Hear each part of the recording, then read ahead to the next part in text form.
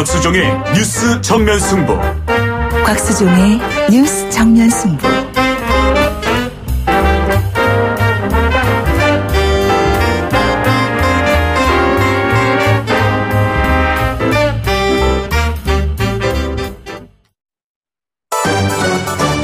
김작이 묻고 곽박이 경제로 답한다.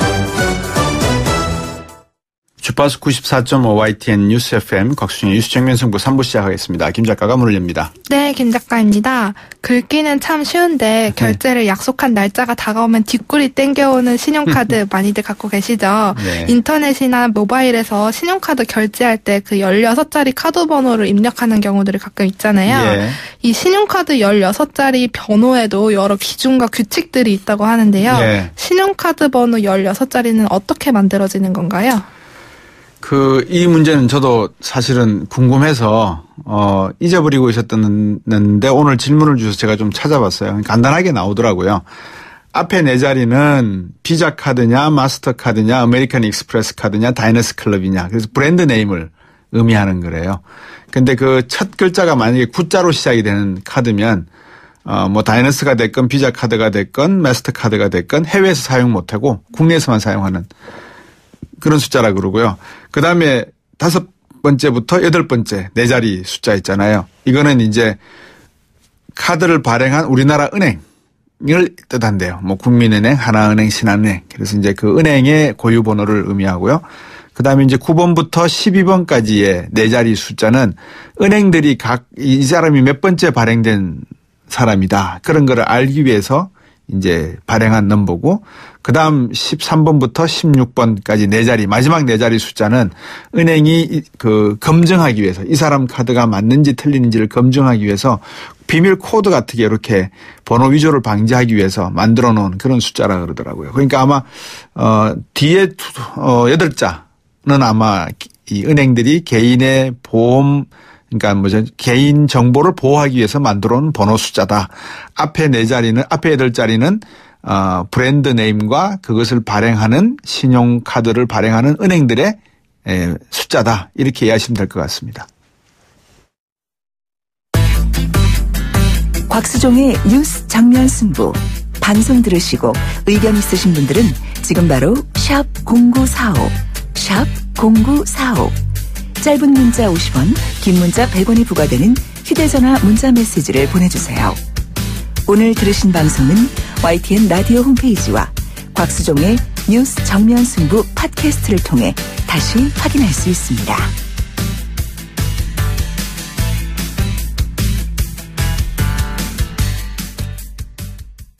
세금 도둑을 잡아라.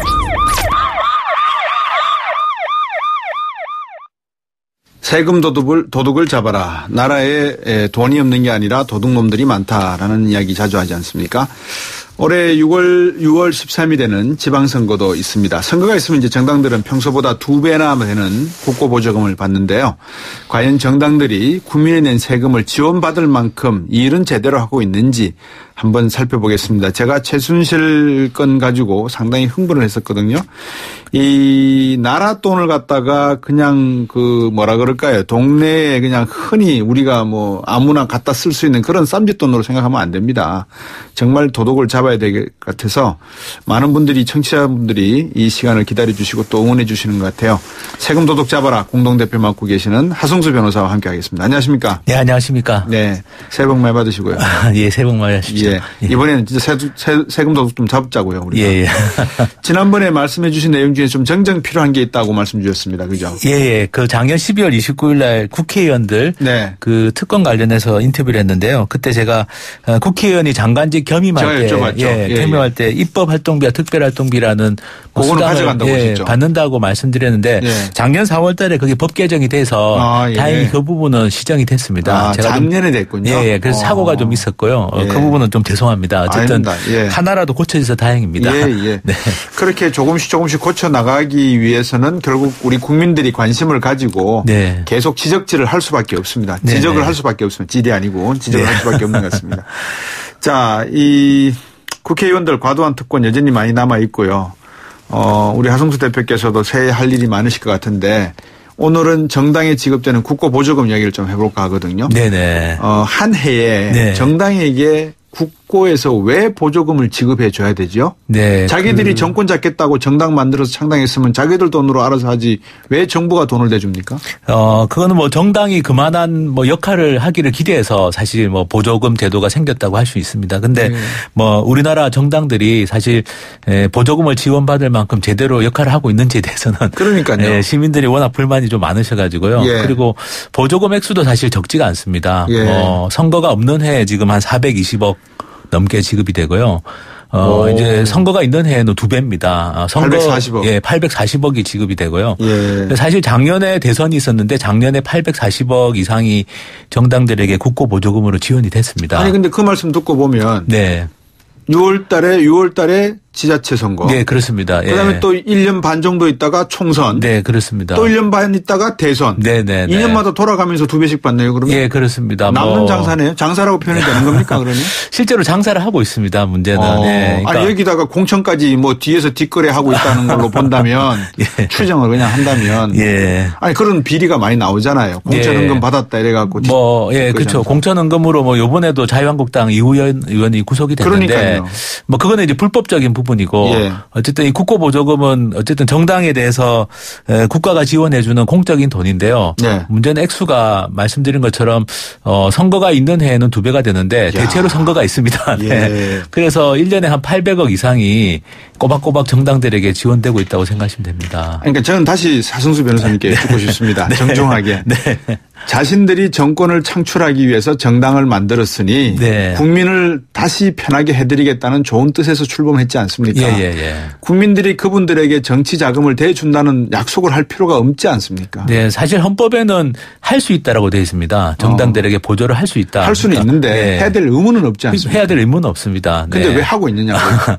정치자금법이라는 법에서 예. 이 정당 국고보조금 제도를 규정하고 있는데요. 예. 뭐 정치자금법을 만드는 곳이 국회입니다. 결국에는 뭐 국회의원들이 자기들이 속해 있는 정당이 받을 보조금의 액수라든지 지원 방법 같은 걸 정하고 있는 겁니다. 네. 여기에 대해서 뭐 아무런 통제 장치가 없는 게 지금 문제라고 할 수 있습니다. 그러네요. 그럼 이제 선거가 있는 해는 이제 2배를 받는다고 네. 하셨는데 이게 국회의원들에게 지원되는 예산하고는 완전히 별건 거지. 이거는 그럼 네. 선거관리위원회인가요? 예, 중앙선관위에서 중앙선관위. 정당들에게 직접 지급하고요. 예. 이거는 국회 예산하고는 완전히 별개입니다. 이야. 도대체 그러면 대한민국 정당이나 국회의원들이나 정치하는 분들에게 우리 국민들이 호주머니를 털어서 드리는 돈이 얼마입니까 도대체? 그게 국회 같은 경우가 1년에 예산이 6천억이 넘고요. 그리고 이제 정당들이 직접 받는 보조금이 아까 말씀드린 것처럼 800억이 있습니다. 예. 그리고 선관위를 통해서 또 주는 기탁금 제도가 또 있고 예. 또 국회의원이나 또 정당이 후원회를 만들어서 후원받는 또 제도가 있고요. 예. 후원금 같은 경우도 10만 원까지는 세액공제라고 그렇죠. 해서 전액 다 돌려주기 예, 때문에 예. 사실 그것까지 합치면 거의 제 생각으로는 거의 조 단위까지도 아마 육박할 수도 있을 것 같습니다. 그렇게 받으시고 정치를 이렇게 끌고 가신다. 예. 근데 배분 방식은 어떻게 됩니까? 그리고 많은 돈 어떻게 나눠드립니까? 일단은 지금도 원내 교섭단체냐 아니냐를 가지고 정당들끼리 이합 집산할 때 논란이 많이 되는데요. 그 이유가 바로 국고보조금 때문입니다. 예를 들어서 400억을 나눠준다고 했을 때 절반인 200억은 일단 원내 교섭단체들에게 똑같이 나눠줍니다. 20명 이상 의원이 있는. 네, 그렇습니다. 예를 들어서 400억이 있으면 200억을 일단 먼저 그렇게 나눠주는데 원내 교섭단체가 가령 4개가 있다. 그럼 200억을 4분의 1씩 해가지고 50억씩 일단 먼저 나눠줍니다. 그리고 나머지 200억을 이제 의석수나 득표수대로 나눠주고요. 소수정당 같은 경우는 별도로 5%나 2%를 떼서 따로 주기도 합니다. 그래서 결국에는 원내 교섭단체가 되면 전체 국고보조금의 절반을 똑같이 나눠 가지기 때문에 그래서 원내 교섭단체가 되는 게 정당들 입장에서는 중요합니다. 이 원내 교섭단체가 이루어지면 20명 이상 국회의원으로 이루어지게 되면 이제 방금 말씀해 주신 예를 들어 400억이다. 그러면 자유한국당, 더불어민주당, 국민의당 요 3개 정당이 지금은 원내교섭단체를 가지고 있으니까 200억을 떼서 3으로 나눈 다음에 3분의 1씩 나눠주고 나머지 200억 가지고는 또 나머지 정당으로 또 득표율 그 나머지 절반 가지고 소수 정당에게 먼저 한 5% 2% 떼주고요. 그것도 나머지는 또 득표율이나 의석수 비율대로 나눠줍니다. 그러니까 이제 자유한국 같은 정당은 아까 말씀하신 거 따지면 3분의 1씩 고르게 받은 다음에 예. 또 의석이나 득표율에 비례해서 또 추가로 더 받게 됩니다. 그러네요. 네. 그러네요. 그러니까 어떻게 보면 정치인들이 뭐 통합을 앞두고 뭐 한다 못한다 분당해 나가겠다 이런 것들을 놓고 보면 그 밑에는 정치 자금을 국민들로부터 받아내는 이런 배분 방식에 대해서도 머리싸움을 하는 거겠네요. 예, 그럽니다. 그렇습니다. 국고보조금을 받을 수 있냐 없냐라는 그러네요. 게 아주 중요합니다. 그러니까 그런 거는 뒤에다 감춰놓고 그냥 명분 싸움하고 앉았지만 사실은 내가 이 당을 깨고 나갔을 경우에 내가 정당을 유지할 수 있느냐, 내 돈 안 들이고 네. 국민의 돈으로 운영할 수 있느냐, 이 머리 싸움을 하고 있는 게 있겠네요. 그게 뭐 중요한 고려였습니다. 네. 그렇죠. 당비는 어느 정도 마련대로 합니까? 자체적으로. 이제 국민 세금으로 받는 돈하고 당비를 비교했을 때 예. 당비가 더 많은 게 사실은 정상적인 정당 구조라고 할 수 있습니다. 예. 예. 그러니까 자체적으로 재원을 조달하고 모자라는 걸 국고 지원을 받아야 되는데 예. 근데 우리나라는 거꾸로 돼 있습니다. 예를 들면 이제 2016년 같은 경우에 선거가 있었습니다. 예. 그때 정당들이 받은 국고 보조금이 827억이었는데요. 예. 근데 그 해 모든 정당들이 받은 당비를 합치면 420억 정도가 됐습니다. 그러니까 당비가 절반 정도밖에 안 됩니다. 국고보조금에. 예. 사실 이건 굉장히 문제가 있습니다. 왜냐하면은 독일 같은 나라는 정당들이 자체적으로 받는 당비 같은 수입만큼만 국고보조금을 지급합니다. 매칭펀드시군요. 예, 매칭펀드입니다. 예. 예. 그런데 우리나라는 당비는 얼마 안 되는데 그거보다 2배 정도 되는 국고보조금을 지급하고 있어서 사실 굉장히 문제가 많다고 할 수 있고요. 그러네요. 그래서 사실 또 이 당비도 보면은 420억이 허수가 많습니다. 예. 예를 들면 뭐 어느 정당 당 대표 경선을 하면 예. 대표 경선 기타금이 뭐 수천만 원 심하면 1억까지 되는 경우들이 있는데요. 예. 그런 것들을 다 당비에 포함을 시킵니다. 예. 특별 당비로 해가지고 실제로 일반 당원들이 내는 당비 수입은 굉장히 420억보다도 많이 못 미칠 걸로 추정하고 있습니다. 참 이게 국민들께서 이렇게 정치를 좀 잘해달라고 국민 세금으로 지원하고 있는데도 불구하고 이걸 어떻게 해서 자기 사람들을 더 많이 심을까, 어떻게 자기에게 유리하게 정책을 이끌고 갈까, 자기 사람 개파를 만들까, 이 궁리한다는 거는 고양이한테 생선 맡기는 게 같은 느낌도 드는데요. 네. 그래서 이 정치자금 제도가 특히 국고보조금 제도가 네. 사실 굉장히 좀 문제가 많고 네. 앞서 처음 말씀하실 때 남는 장사 아니냐라고 말씀하셨는데 실제로 남깁니다. 예를 들면 이제 당사 사고 그러는 건가요? 예, 그러니까 이제 그 국고보조금이라는 게 원래 일반적으로는 보조금이라고 하면 쓰고 남으면 반납하게 돼 있습니다. 그렇죠. 예를 들면 제가 여쭤보려고 그랬어요. 시민단체라든지 지방자치단체라든지 지방자치단체도 중앙정부에서 보조금을 받으면 쓰고 남으면 반납하게 돼 있는데요. 근데 정당들이 받는 보조금은 그게 없습니다. 예를 들면 선거가 있는 해에 2배를 받는다고 말씀드렸는데요. 그 2배로 받는 보조금을 선거보조금이라고 합니다. 그러니까 선거 보조금을 받으면 선거에만 쓰고 남으면 반납을 하는 게 우리 상식인데 그게 아니라 그냥 선거 보조금에 쓰고 남으면 그냥 다른 데 써도 됩니다.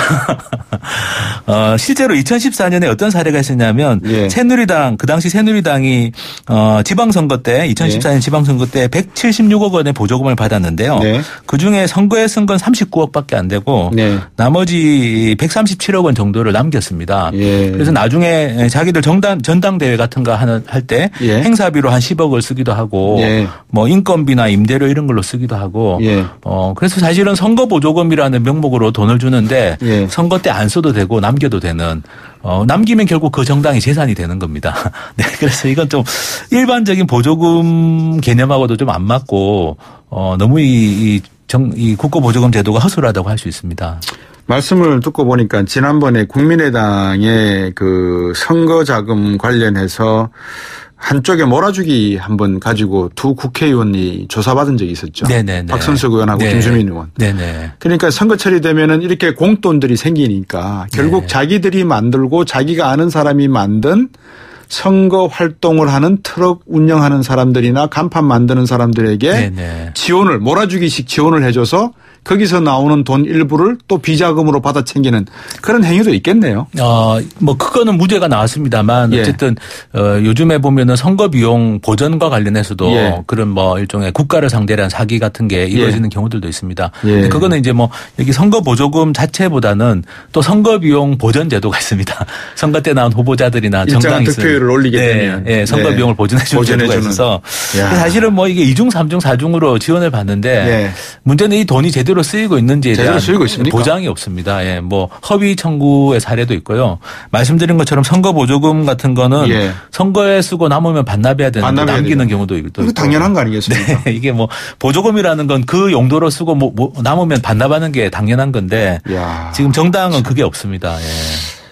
나라의 정치 바르게 다스리려고 위정을 하시겠다는 분들이 소위 그 국민들이 내서 피땀 흘린 돈을 세금으로 받으셔서 그거를 개인적으로 착복하는 것도 있을 수가 있고 사기를 치는 것도 있고 이게 어떻게 이해를 해야 될지 모르겠네요. 2014년 그 지방선거 당시에 더불어민주당도 164, 선거 보조금 받아서 네네. 23억 정도 남겼죠. 네, 그렇습니다. 예. 네. 뭐 사실은 이게 특정 정당의 문제라기보다는 전 정당이 네. 그렇겠네요. 제도적인 그러니까 아주 재정이 열악한 소수 정당을 제외하고는 선거 보조금 특히 이제 지방선거 같은 경우는 보조금을 남길 수가 있고 그리고 그 남기는 보조금을 선거 아닌 용도로도 쓸 수 있고 예. 이게 뭐 굉장히 고질적인 문제라고 할 수 있습니다. 지금 정치 자금 관련해서 특수활동비 가지고 엄청나게 그 적폐를 지적하고 있지 않습니까? 네네. 그 안에 보면 영수증을 첨부하지 않은 내용에 대해서 많이 나오거든요. 네네. 그러면 적어도 이런 보조금에 대한 영수증은 다 가지고 있어야 되고 네네. 이 영수증이 만약에 가짜로 만들었거나 위조를 했거나 사문서 위조식으로 했다 그러면 이게 다 처벌받아야 되는 내용 아니겠습니까? 그렇습니다. 근데 문제는 뭐냐면은 이 정당들이 받는 국고보조금은 영수증을 공개하는 기간이 딱 3개월밖에 안 됩니다. 이거는 뭐 그냥 고양이 보고 생선 마음대로 먹으라는 거죠. 뭐 다른 게 사실은 있겠습니까? 제가 2000년부터 이 정당들이 받는 국고보조금을 감시해 왔는데요. 가장 어려운 점은 뭐냐면은 3개월 동안도 열람만 가능합니다. 가서 사진도 못 찍게 합니다. 그러니까 보면은 의심스러운 영수증이 있는데 이거를 확인할 방법이 없습니다. 왜냐하면은 제 눈으로만 보고 와야 되고 그리고 이것도 3개월만 지나면은 영수증 자체는 다 공개가 안 되기 때문에 사실은 어떻게 보면 이거는 뭐 부정이나 이런 것들을 이를 저지르더라도 빠져나갈 구멍을 오히려 만들어 놓은 셈입니다. 법에서. 그 하승수 변호사께서 좀 TV 드라마 중에 나쁜 사람들 악마의 도시인가 그 제목 보시는지 모르겠는데. 저는 안 보고 있습니다. 네. 거기에 저도 잘 안 보는데 지나가면서 한번 보니까 그런 대사가 나오더라고요. 조모 폭력배 두목 출신 기업 그룹 회장이 검사에게 던지는 말입니다. 법? 내가 법을 만드는 사람이야. 질서? 나 그런 거 몰라. 뭐 이런 이야기를 던지더라고요. 오늘 말씀 들어보니까 문제가 많은 것 같은데 이거 중앙선거관리위원회가 제대로 좀 역할을 해야 될 것 같습니다. 예, 중앙선관위는 이야기를 하면 법 규정이 그렇게 돼 있다. 그러니까 국회에서 만든 법에서 영수증은 3개월 동안만 열람하도록 돼 있고 그거 지나면 열람 못하게 돼 있고 이런 게 다 정치자금법에 돼 있기 때문에 본인들도 어쩔 수가 없다고 합니다. 그래서 사실 이 문제는 정치자금법도 사실 국회의원들이 자기들끼리 만들 게 아니라 뭔가 좀 독립된 기관이 이런 부분을 제도 개선할 수 있도록 할 필요도 있고요. 더더욱 문제는 감사원 같은 곳에서도 감사를 안 하고 있습니다. 왜요? 뭐 감사 대상은 됩니다. 감사원의 감사 대상은 당연히 공무원이니까 감사 대상. 뭐 정치적인 것에 휘말릴 우려가 있다는 이유로 감사를 안 하고 있는데요. 사실 중앙선관위는 어쨌든 이 선거 관리하는 기관이기 때문에 이 국민 세금을 제대로 쓰는지 안 쓰는지에 대해서는 감사원 같은 감사기관이라도 좀 철저하게 감사를 해야 될 거라고 생각합니다. 국민 세금 돈도 마음대로 쓰고 싶은 대로 다 쓰고 필요하면 친인척의 인사 문제도 청탁을 해서 대기업에 다 넣어줄 수가 있고 국회의원 배지 달만하네요. 연불보다 잿밥에 관심이 많은 게 지금 뭐 어떻게 보면 국회의원들 그럴 수가 있는 상황이라서 정말 대한민국 300명 국회의원들 중에서 한 올곧은 국회의원들 한 10분이라도 계셨으면 하는 생각도 갑자기 듭니다. 오늘 말씀 또 여기까지 드려야 되겠습니다. 다음 주에 또 한번 좋은 내용 가지고 뵙겠습니다. 고맙습니다. 네, 감사합니다. 네, 세금 도둑 잡아라 공동대표 하승수 변호사였습니다. 4부로 오겠습니다.